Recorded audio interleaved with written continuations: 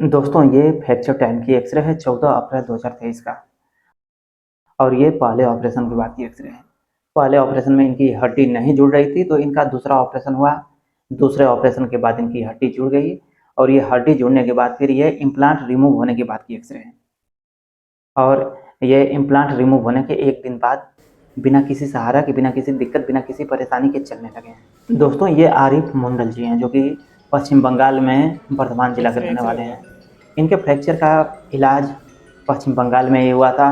पहला ऑपरेशन भी हुआ वहीं पे हुआ, दूसरा ऑपरेशन भी वहीं पे हुआ।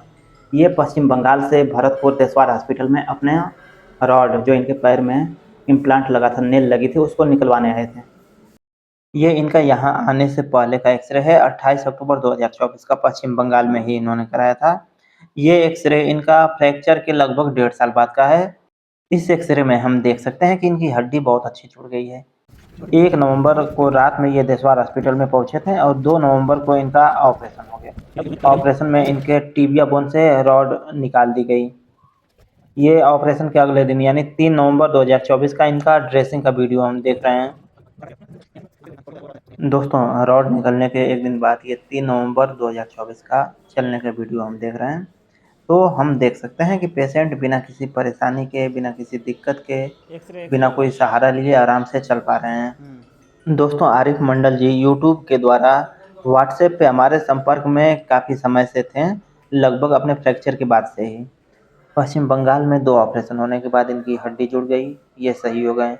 उसके बाद ये अपना रॉड इम्प्लांट जो इनके पैर में लगा था, टिबिया बोन में लगा था, उसको निकलवाने के लिए पश्चिम बंगाल से करीब 1,500 किलोमीटर दूर देशवार हॉस्पिटल भरतपुर राजस्थान में आ गए हैं। नहीं खुलेगा भैया। आइए अब हम आरिफ मंडल जी की बात सुन लेते हैं।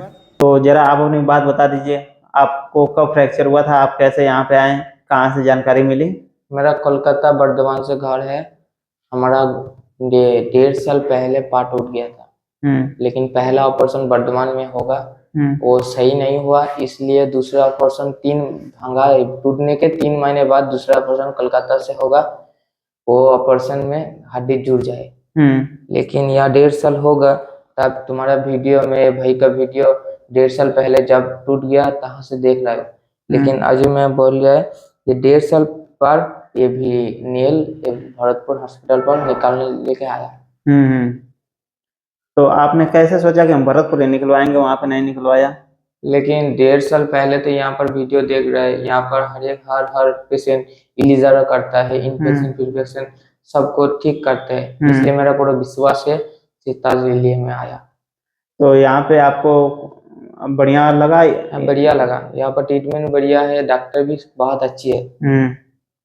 आप अपनी बात को, जो भी आपका फ्रैक्चर से अब तक का जो भी आप यहाँ पे एक्सपीरियंस देखे हैं, आप यहाँ पे कैसे आए, घर के लोग क्या कहें, तो अपनी बात को बंगाली में बताना चाहेंगे तो बता दीजिए। বাংলায় বলতে গেলে আমার পা ভাঙা হয়ে গেল 1.5 বছর। 14/4/2023 আমার পা ভেঙে গেছিল মোটরসাইকেল অ্যাক্সিডেন্টে।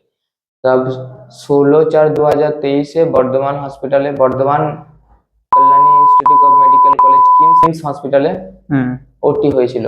তো সেখানে ওটি ঠিকঠাক হয়নি, তব আমি দেখেছি Kolkata Bhattacharya hospital, Bhattacharya orthopaedic hospital. সেখানে আমার পায়ের ফিবুলা 1 সেন্টিমিটার কেটে দিয়েছিল, নিচেকার স্ক্রু খুলে দিয়েছিল যে कंप्रेशन পড়লে हड्डी जुड़े जाবে, तब हड्डी जुड़े গেছিল। लेकिन यहाँ पर जो यहाँ से वीडियो देखते देखते यहाँ पर बहुत बढ़िया अस्पताल है, इसलिए मैं यहाँ पर आ रहा हूँ। दोस्तों लोगों का एक सवाल ये भी आता है कि क्या इम्प्लांट निकलवाना जरूरी है? रॉड, प्लेट, स्क्रू जो भी लगे हैं, क्या उसको निकलवाना जरूरी है? क्योंकि कुछ लोग सलाह देते हैं कि निकलवा लो, कुछ लोग सलाह देते हैं कि निकलवाना जरूरी नहीं है। तो सबसे बड़ी बात यह है कि अगर हड्डी जुड़ जाए, अगर हड्डी जुड़ के मजबूत हो जाए, अगर लगे कि हमारी हड्डी को अब रॉड या प्लेट या स्क्रू की ज़रूरत नहीं है, तो ऐसे केस में उसको निकलवा लेना चाहिए। चाहे वो टाइटेनियम हो, स्टेनलेस स्टील हो, कोई भी चीज़ हो, उसको निकलवा लेना चाहिए। क्योंकि जब हड्डी जुड़ गई है, हड्डी मजबूत हो गई है, तो फिर कोई भी चीज़, कोई भी मेटल हम शरीर के अंदर क्यों छोड़ें? अगर हम अपने आप को ही देखें तो अगर हम अपने जेब में, अपने पॉकेट में एक मोबाइल भी रखे रहते हैं, ज़्यादा देर तक चलेंगे, खड़ा रहेंगे, तो हमें एहसास होने लगता है कि मोबाइल हमारे लिए भारी है। अगर हम आधा घंटा 1 घंटा कान पे फ़ोन लगा के भी बात कर लेंगे तो हमारा हाथ में भारीपन लगने लगता है। हाथ में महसूस होता है कि भारी लग रहा है, हाथ बदलना पड़ जाता है। तो वही चीज़ है, जब एक मोबाइल हमारे लिए भारी पड़ रही है तो फिर कोई भी मेटल स्क्रू हो, प्लेट हो, रॉड हो, हड्डी में हम क्यों छोड़ें? ये भी नहीं सोचना चाहिए कि वो टाइटेनियम है, कोई दिक्कत नहीं करेगा। सबसे बड़ी बात है उसको हम छोड़ें क्यों? जब उसकी ज़रूरत नहीं है हमारे शरीर को तो उसको निकलवा ही लेना चाहिए। लेकिन हाँ, अगर हड्डी में अभी वीकनेस है, हड्डी में कमज़ोरी है, हड्डी में अभी अच्छी मजबूती नहीं आ पाई है, तब तो उसको अभी रहने देना चाहिए। तब तो उसको अभी पैर में रखना, हाथ में रखना, जहाँ भी लगा है उस इम्प्लांट को रखना तब तो मजबूरी है, तब तो रखना पड़ेगा। तब फिर उसको लेके नेगेटिव ना सोचिए। इम्प्लांट अच्छे आ रहे हैं और जिनकी आयु काफ़ी होती है, जो कि शरीर के लिए एक तरह से कोई विशेष नुकसानदायक नहीं होते हैं। लेकिन हाँ, हड्डी जुड़ जाए, मजबूत हो जाए तो फिर उसको छोड़ने का कोई मतलब नहीं है, तब तो उसको निकलवा ही लेना चाहिए। क्योंकि जिस काम के लिए उसको लगाया गया है, जिस काम के लिए लगाया गया है, वो काम जब तक वो कर रहा है तब तक तो उसको रखना ही चाहिए। जब उसका काम पूरा हो जाए, हड्डी जुड़ जाए, मजबूत हो जाए तो फिर उसको अंदर नहीं रखना चाहिए, निकलवा लेना चाहिए। दोस्तों, अगर आप भी फ्रैक्चर की किसी भी समस्या से परेशान हैं और डॉक्टर गौरव सर से इलाज कराना चाहते हैं, तो आप हमसे संपर्क कर सकते हैं। हमारा व्हाट्सएप नंबर है 9305 264009 9305264009।